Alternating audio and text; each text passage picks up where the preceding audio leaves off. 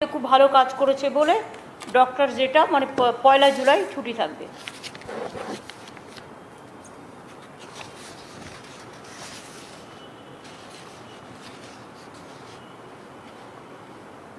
জুলাই পর্যন্ত আমাদের যে রেস্ট্রিকশনগুলো ছিল, বাধ্যবাধকতা বিভিন্ন রাজ্যের বিভিন্ন ব্যাপারে কোভিডের জন্য, কোভিড মহামারীর জন্য, সেটা 15 জুলাই পর্যন্ত এক্সটেন্ড করা হচ্ছে। কিন্তু এর মধ্যেও মানে আমরা একটা অনেক লোককে সুযোগ দেওয়ার জন্য আমরা দেখছি যে কিছুটা হালকা করে দিলে কি হয়। রাত্রির টাইমটা যেটা 9টা থেকে ভোর 5টা পর্যন্ত স্ট্রিক্টলি প্রহিবিটেড ছিল, সেটা প্রহিবিটেড থাকবে। তখন এমার্জেন্সি ছাড়া কোনো কাজ হবে না। বাট যেমন এবার আমরা বাস, সরকারি বাস, প্রাইভেট বাস এগুলো অ্যালাউ করে দিচ্ছি। সরকারি বাস, প্রাইভেট বাস, জেলার বাস, রাজ্যের মধ্যে চলে যে বাসগুলো, প্লাস হচ্ছে অটো, টোটো, ওই যে সমস্ত মানে আছে যানবাহন, হ্যাঁ 50% ক্যাপাসিটি নিয়ে অ্যালাউ করছি। এবং vaccination of drivers and other staff, regular sanitisation of vehicle and mandatory wearing of mask, এটা করা হচ্ছে বাই অল। এছাড়াও সেলুন এবং বিউটি পার্লার আজকালকার দিনে অনেকে ইউজ করে এবং অনেক ছেলেমেয়েরা চাকরি করে খায়, সেটাও অ্যালাউ হচ্ছে। ওপেন থাকবে 11টা থেকে 6টা, 50% seating capacity at a time, provided the employees, staff and customers have been vaccinated for COVID-19 and subject to regular sanitisation. Shops and vendors, যেগুলো বাজার, সবজি বাজার, মাছের বাজার, সেগুলো যেমন সকাল 6টা থেকে বেলা 12টা পর্যন্ত চালু থাকবে। এটা 11টা পর্যন্ত করা হয়েছিল আগের বার, আরও 1 ঘন্টা বাড়িয়ে দিলাম। এবং সকাল 7টা থেকে ছিল, সেটা আমরা সকাল 6টা থেকে করে দিলাম। সকাল 6টা থেকে 12টা পর্যন্ত সবজি বাজার এবং মাছের বাজার খোলা থাকবে। বাদবাকি দোকান যে সমস্ত আছে সেগুলো আমরা পুরো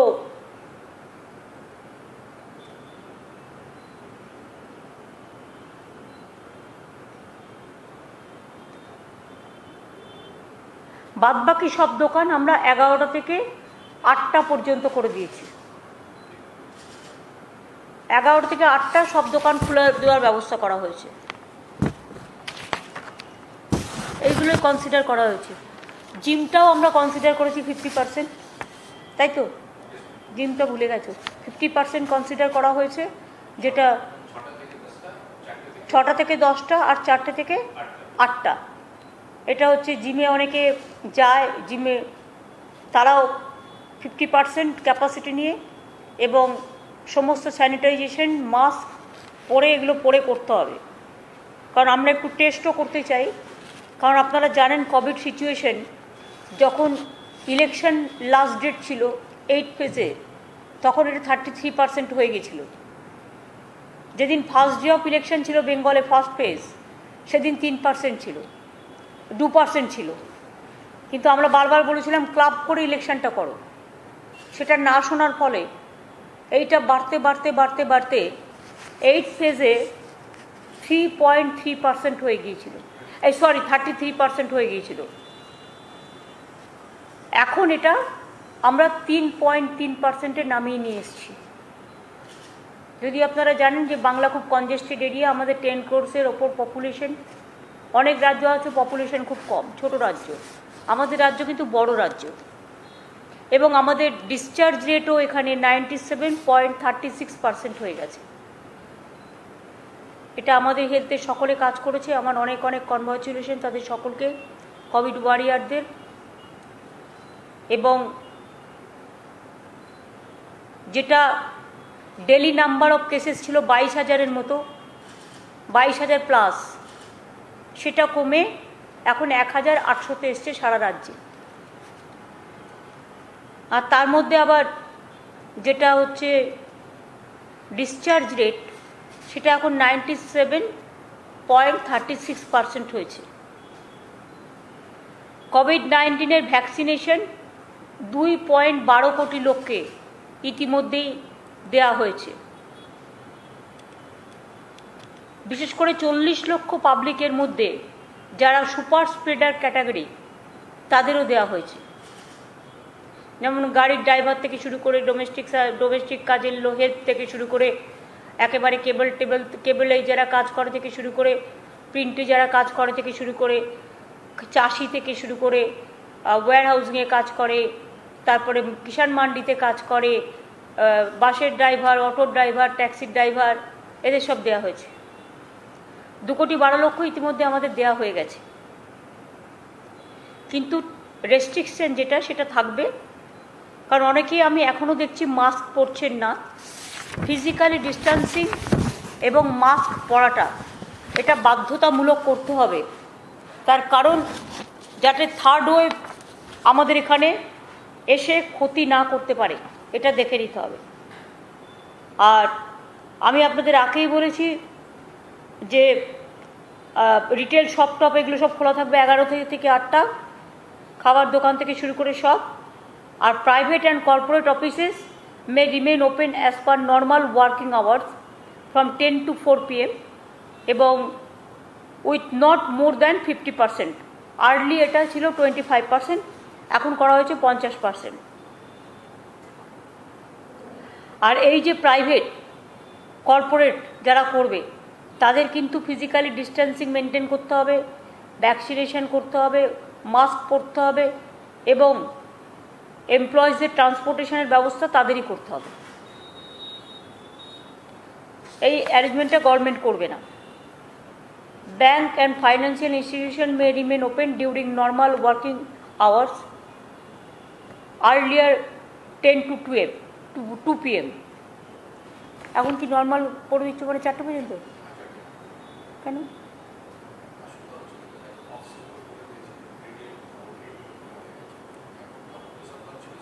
কিন্তু ওরা চাইছিল না এতটা।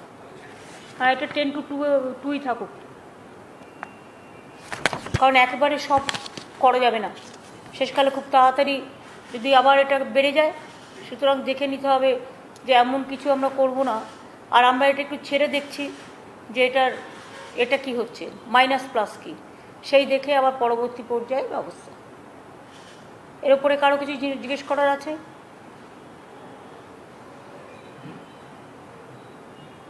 দিদি, আপনি বাস, অটো ইত্যাদি চালানোর কথা বললেন, কিন্তু ট্রেন কি চলবে না? ট্রেনটা যেমন দিদি হিসেবে কে বলছেন? আপনি কে বলছেন? কোন চ্যানেল থেকে বলছেন? আমি সঞ্জু সুর বলছি, আর+। ট্রেনের কথা কি আমি আলোচনা করেছি? যখন আলোচনা করিনি তখন আলোচনা থেকে বাদ, এখন ওই পরিস্থিতি হয়নি।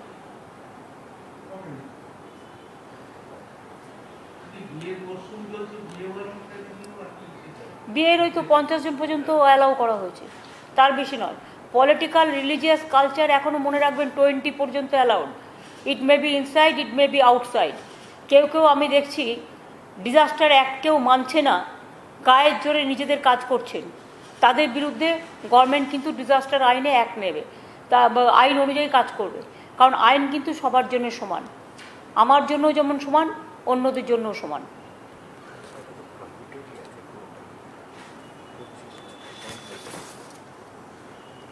কারণ আপনারা যদি দেখেন লক্ষ্য করে, এই যে আমাদের যে নবান্নর যে অর্ডারটা, নোটিফিকেশানটা, ডেট মানে 14/6/2021 বেরিয়েছিল, তাতে কিন্তু পরিষ্কার লেখা আছে all social, political, cultural, academic, entertainment related gatherings, groupings and congregations shall continue to be prohibited.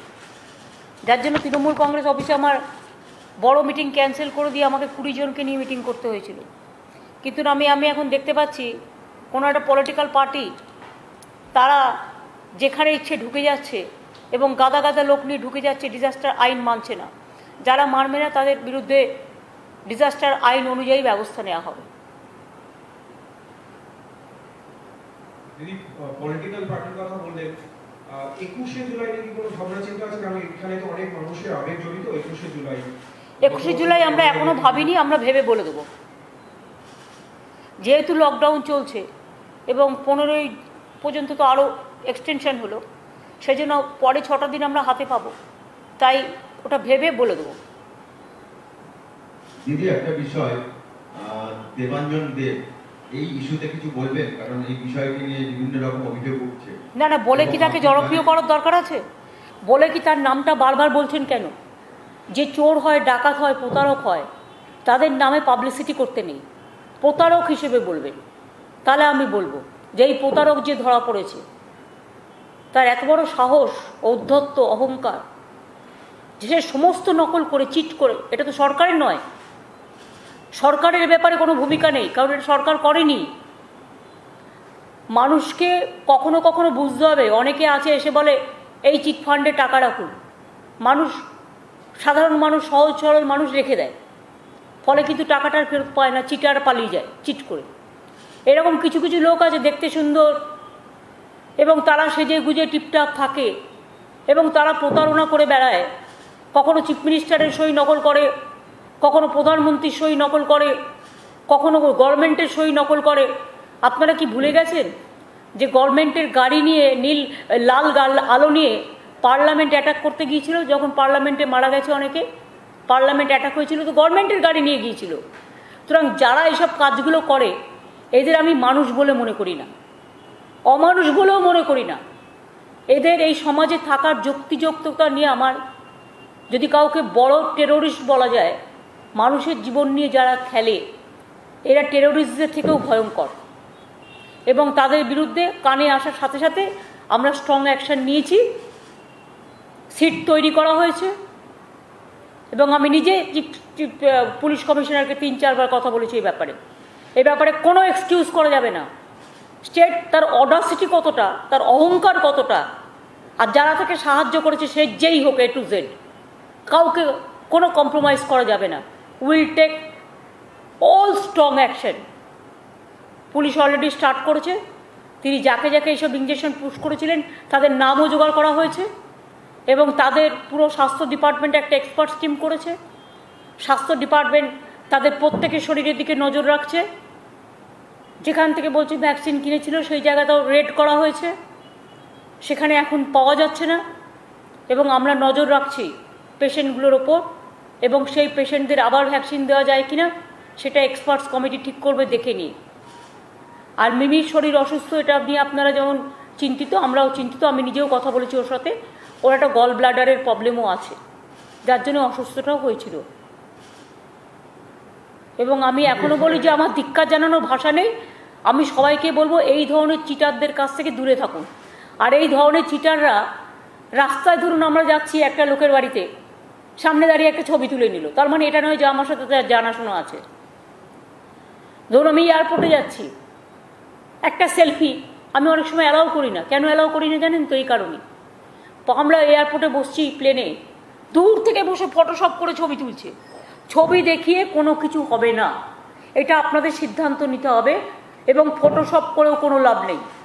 ছবি যে কেউ, যারা এই প্রতারণা করে, সব পার্টির সাথেই একটা করে ছবি তুলে রেখে দেয় এবং ছবি তুলে কাজে লাগানো আমি চিনি, এটা প্রচার করা তাদের কাজ। এরা হচ্ছে ঠকবাজ। এরকম ঠকবাজ সমাজে এখনও আছে, তাদের দিকে কড়া নজর রাখতে হবে। এবং ডিস্ট্রিক্ট অ্যাডমিনিস্ট্রেশনকেও বলে দেওয়া হয়েছে এবং পুলিশকেও, পুলিশের চোখের সামনে এরকম কে কোন অফিস চালাচ্ছে, কে কি ব্যবসা চালাচ্ছে, এগুলো মাঝে মাঝেই সারপ্রাইজ ভিজিট করে দেখা দরকার, চেক করা দরকার বলে আমি মনে করি। এবং এক্ষেত্রে পুলিশ তার দায়িত্ব এড়াতে পারে না, কর্পোরেশনও তার দায়িত্ব এড়াতে পারে না, এটা আমি ব্যক্তিগতভাবে মনে করি। এবং তাদের অলরেডি অ্যালার্ট করা হয়েছে, পুলিশকেও অ্যালার্ট করা হয়েছে, কর্পোরেশনকেও অ্যালার্ট করা হয়েছে। এবং সাধারণ মানুষ তারাও কেউ আমাদের প্রথমে জানায়নি। মিমিদের ঘটনাটা হলো বলে আমরা জানতে পারলাম, থ্যাঙ্কস যে ঘটনাটা আমরা জানতে পেরেছি। ইতিমধ্যে গ্রেফতার করা হয়েছে, সব রকম ব্যবস্থা নিচ্ছে রাজ্য সরকার, কিন্তু বিজেপির পক্ষ থেকে তারা বলছে সিবিআই তদন্তের দাবি করছে। পাশাপাশি কিছু না জানিয়ে বিজেপির কিছু বিধায়ক তারা স্বাস্থ্য ভবনে পৌঁছে গেলেন এবং পরবর্তী সময় ধরুন আমি একটা কথা বলি শুনুন, ওদের কাজ হচ্ছে ইডি আর সিবিআই। তাই যদি তদন্ত করতে হয় তাহলে প্রথম তদন্ত করতে হয় সিবিআইকে। কোভিডে যারা মারা গেল তাদের গঙ্গার জলে ভাসিয়ে দিয়ে তাদের কোনো হিসেব নেই। গুজরাটে পার্টি অফিস থেকে, বিজেপির পার্টি অফিস থেকে কোভিড ভ্যাকসিন দেওয়া হয়েছিল, কে দিয়েছে পারমিশন? আগে নিজেদেরগুলো সিবিআই এনকোয়ারি করুক। রাম মন্দির নিয়ে শিবসেনা যে কমপ্লেন করেছে, যে টাকা নিয়ে তছনছ করেছে ল্যান্ড নিয়ে, আগে সেগুলো নিয়ে সিবিআই করুক। বিজেপির মুখে এসব কথা বলা শোভা পায় না, তার কারণ এই ক্ষেত্রে যারা প্রতারক তারা বিজেপির কাছ থেকেও ইন্ধন পায় এবং পেয়েছে। বিজেপির অনেক প্রতারককে আমরা ধরেছি এবং এখনও খুঁজলে অনেক পাবেন, অধিকাংশই প্রতারক। দিদি, এই ন্যাশনাল হিউম্যান রাইটস কমিশন তারা কলকাতা রয়েছে, আমি জানি যে আপনি নির্দেশ দিয়েছিলেন, প্রশাসন কঠোর হাতে মোকাবিলা করেছে, তার সত্ত্বেও কিন্তু আজকেও তারা অনেক মানুষের সঙ্গে দেখা করেছে, সিআরপিএফ মেসে সেক্টর 5-এ তারা দেখা করেছে। এই বিষয় নিয়ে কিছু বলবেন? আমার বলার নেই এই কারণে, কারণ আপনারা সাংবাদিকরা বাংলার সবাই আছেন, ইভেন ন্যাশনাল প্রেসও যারা আছেন তারাও বাংলায় আছেন। আপনারা বলুন তো, ইলেকশনের পরে কোনো ঘটনা ঘটেছে? ঘটনা ঘটলে তো আমাদের চোখের সামনে সেটা আসতো, আর কোথাও একটা ছোট্ট ঘটনা ঘটলেও আমরা সঙ্গে সঙ্গে স্ট্রংলি হ্যান্ডেল করি। কী এমন ঘটনা ঘটেছে? এরা পলিটিক্স করবার জন্য কখনো গভর্নর চলে যাচ্ছেন এর বাড়ি ওর বাড়ি, এটা রুটিন। কখনো হিউম্যান রাইটসকে ডেকে নিয়ে এসে পাঠিয়ে দিচ্ছে। এবং সবচেয়ে বড় কথা হচ্ছে, বিজেপির যে লোকেরা আজকে নিয়ে গেছিল তাদের মধ্যে অনেককেই টোটাল সাজিয়ে নিয়ে যাওয়া হয়েছে বলে আমাদের কাছে খবর আছে। আর এবং বিজেপি পার্টির লোকেরা নিয়ে গেছে তাদের। দু একটা কেস থাকতেই পারে, বাদ বাকি সব কেস বিজেপির সাজানো। এবং যখন ডিজাস্টার অ্যাক্টে 20 জনের বেশি অ্যালাউড নয়, তখন বিজেপির লোকেরা গাড়ি ভাড়া করে, 407 ভাড়া করে, বাস ভাড়া করে কি করে নিয়ে গিয়ে ওই অ্যাসেম্বল করে? কি করে করে? ডিজাস্টার রুল তাদের জন্য কাজ করবে না? ডিজাস্টার ল তো কাজ করবে। আর এটা যারা উচ্চ পর্যায়ে আছে তাদের আমি রেসপেক্ট দিয়ে বলছি যে আপনারা বিজেপির কথায় কাজ করবেন না, ইম্পার্শিয়ালি কাজ করুন, আমাদের ফুল কোঅপারেশন পাবেন। এই তো রাজ্যপাল দেখলেন তো, ঘুরে এলো উত্তরবঙ্গ থেকে। কি করতে গেছিলেন? কত লোককে নিয়ে গেছিলেন? আরও আজকে আবার নতুন টিম গেছে উনি চলে আসার পর, কারণ সেখানে আরেকজনকে রেখে দেওয়া হয়েছে। কাদের সাথে মিট করেছেন? বিজেপির এমপি, বিজেপির এমএলএ, বিজেপির ব্লক সভাপতি।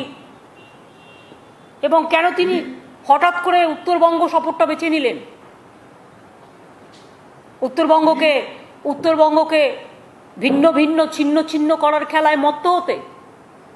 এবং আমি এটাও জানি, আমাকে কেউ কেউ বলেছে, তাদের বলা হয়েছে আন্দোলন গড়ে তোলো। এটা রাজ্যপালের কাজ নয়। আমি সরি, কতকগুলো কর্তব্য, কতকগুলো ভূমিকা থাকা উচিত। আমি এরকম রাজ্যপাল আগে কখনো দেখিনি। তবুও কনস্টিটিউশন, যতদিন থাকবেন দেখা করব, যতদিন থাকবেন কথা বলবো, এটা আমার কাটছি। তবে ওনাকে যাতে সরিয়ে নেওয়া হয় এর জন্য আমি 3টে চিঠি লিখেছি। এটা কেন্দ্রীয় সরকারের ভেবে দেখা উচিত, জেদাজেদি না করে। হ্যাঁ বলুন। যেভাবে রাজ্যপাল যেভাবে জিটিএ সম্বন্ধে কথা বলেন এবং তিনি বলছেন ক্যাবকে দিয়ে তদন্ত করানো উচিত, ওনার তদন্তটা আগে করা উচিত। ওনার তদন্তটা তো আগে করা উচিত। কত লোক গেছে, কত টাকা খরচা হয়েছে, গভর্নর হাউসটা কি হয়েছে, কোন কোন লোক রেগুলার যাচ্ছে, আগে তো এই তদন্তগুলো হওয়া উচিত। জিটিএ তো অলরেডি আমাদের ফাইন্যান্সিয়াল ইন্টারনাল অডিট তো তদন্ত করেছে। আপনারা বিমল গুরুমের সময় দেখেননি যে আমরা তখন বলেছিলাম তদন্ত হবে? তদন্ত হয়েছে। ক্যাগই করতে হবে তার কি মানে আছে? বেঙ্গল গভর্নমেন্ট নিজেরা ফাইন্যান্সিয়ালি ইন্টারনালি করতে পারে না? আর ওখানে দার্জিলিংয়ের উপরে তো রাগ কেন? জিটিএ থেকেও করে খাবে নাকি BJP?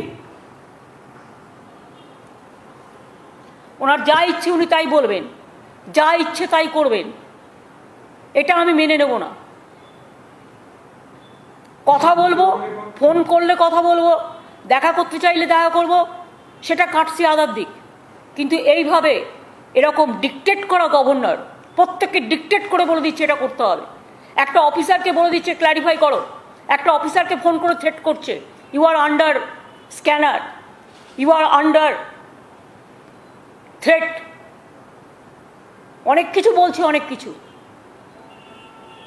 Your cruel letter is coming. Who is he to say all this rubbish thing? আমি সরি, আমি এতদিন একটি কথাও বলিনি, কিন্তু আমি বলতে বাধ্য হলাম। मैम एक सवाल था, जब उत्तर बंगाल से ये सेपरेट स्टेट की डिमांड उठ रही थी और जो एमपी से डिमांड उठा रहे थे, गवर्नर ने उनसे भी मुलाकात की है इस विजिट के दौरान। इसको उसको आप किस तरीके से देखते हैं? गवर्नर जानबूझ के उत्तर बंगो को डिस्टर्ब करने के लिए, वो शांति में है, डिस्टर्ब करने के लिए वो लोग जो डिवाइड एंड रूल पॉलिसी विश्वास करते हैं उसको बुला के बात किया है। उन्होंने किसका किसका साथ मिला, अगर आप लिस्ट देखें तो ये आपका पास सबूत हो जाएगा। बहुत सारे लोगों को लेके उन्होंने गया है, पूरा टीम लेके।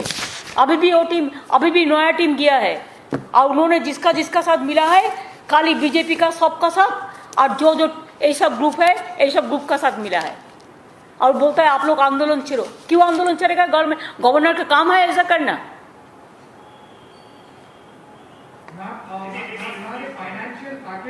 Financial package has been announced by the Union Finance Minister. I am not talking anything about it.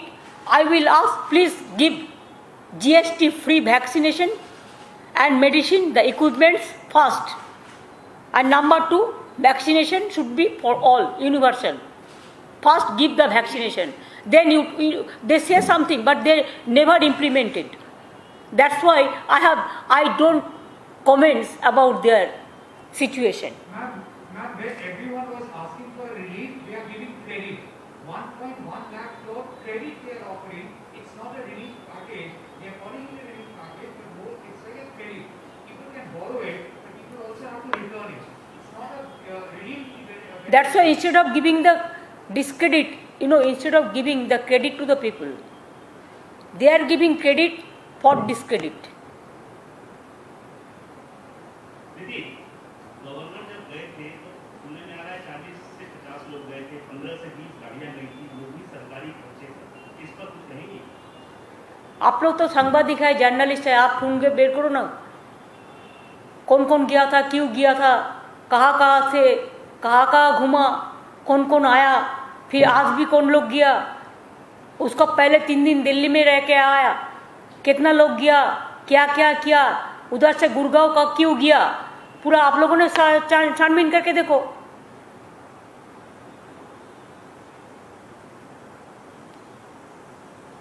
Now, will you make any fresh appeal for the removal of the governor? You have written 3 letters in the past. I have already said, and you know why a man,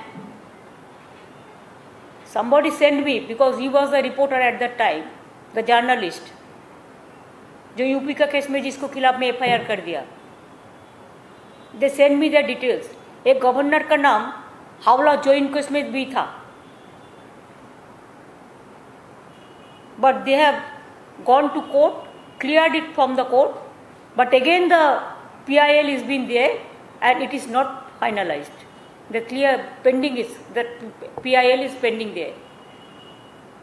What do you want to know more? What do you want to more know? No. So do you think we will write? He is a corrupted man. He is a corrupted man, I am sorry to say. All corruption oriented man. Why central government will allow a governor like this? Howrah join case में अगर governor का central government का पास पता नहीं है तो मैं कह देती हूँ, आप चार्जशीट निकालिए, वो चार्जशीट में उनका नाम था कि नहीं था। पहले आप कोर्ट को मैनेज किया, उसका बाद फिर कोर्ट केस हुआ, वो कोर्ट केस अभी तक फैसला नहीं हुआ। हावड़ा जॉइन केस ওনার নাম রয়েছে, हावड़ा जॉइन केस 96 সালে। হ্যাঁ, তারপর আচ্ছা চার্জশিটে নাম ছিল, উনি চার্জশিটেড হয়েছিলেন, তারপরে কোর্টে গিয়ে ওরা কোর্ট থেকে ক্লিয়ার করে, ক্লিয়ার করবার পরে আবার রিট পিটিশন হয়, PIL বা রিট পিটিশন কিছু হয়, এবং সেটা এখনো পর্যন্ত পড়ে আছে কোর্টে। পলিটিক্যাল মোটিভেশন কে করছেন? রাজভবনটা কি বিজেপির অফিস হয়ে গেল দিদি? আমার থেকে আপনারা ভালো বলতে পারেন, আপনারা তো এতদিন ধরে ওয়াচ করছেন, আমি তো অনেক সহ্য করে ওসব কথা বলিনি। আমরা কি খাবো সেটা উনি ঠিক করবেন, আমরা কি করব সেটা উনি ঠিক করবেন, কোন অফিসার কোথায় যাবে সেটা উনি ঠিক করবেন। উনি নিজেকে কি ভাবছেন? এখানে একটা ইলেক্টেড গভর্নমেন্ট 2 মাস আগে ম্যান্ডেট নিয়ে এসছে, এত ম্যান্ডেট নিয়ে আসার পরেও উনি ডিক্টেট করবেন কেন? সবাইকে ডিক্টেট করেন, আমি নাম বলছি না, অনেক হায়ার অথরিটি থেকে শুরু করে লোয়ার অথরিটি পর্যন্ত সবাইকে ডিক্টেট করেন। হু is he? He is merely a governor, nothing else. Is it the way how central government is functioning? Why they will disturb the state like this? Somewhere they are sending governor, somewhere they are sending National Human Rights Commission, somewhere they are sending Tribal Commission, Minority Commission, this and that, later, what not. Even pandemic situation also they cannot afford. Why they are not taking action against UP Chief Minister, where hundreds of dead bodies are lying with the Ganges? It's a big crime. There is no number, no record. Why they are only obstructing Bengal and abusing and accusing Bengal? What Bengal have done the wrong thing? What for? They tried, they failed. Even how they organize the election, everybody you have seen, from money to election commission, how they help them, how they capture the administration. Every officer change, every IC change, every observer change. It is just like a party-oriented one election. I have never seen like this. It is not the democracy. We fought against the autocrats. But after that, when we won the election, they should have digested it. They should have tolerated it. They should have accepted the public verdict. Instead of that, every day they are calling the governor and giving the information. They are sending the ED and they are sending the CBI and they are sending the I know what not to disturb only our people. Why? Can they manage India? How many countries they ban India? Not allowing because of COVID? Don't you think it is a matter of shame for the country? We feel proud for our country and we feel embarrassed when we are totally banned from the outside. What they are doing? Accept the election and to capture the election and rigging and sometimes to fight, to play the dirty game through this social network. The fake report.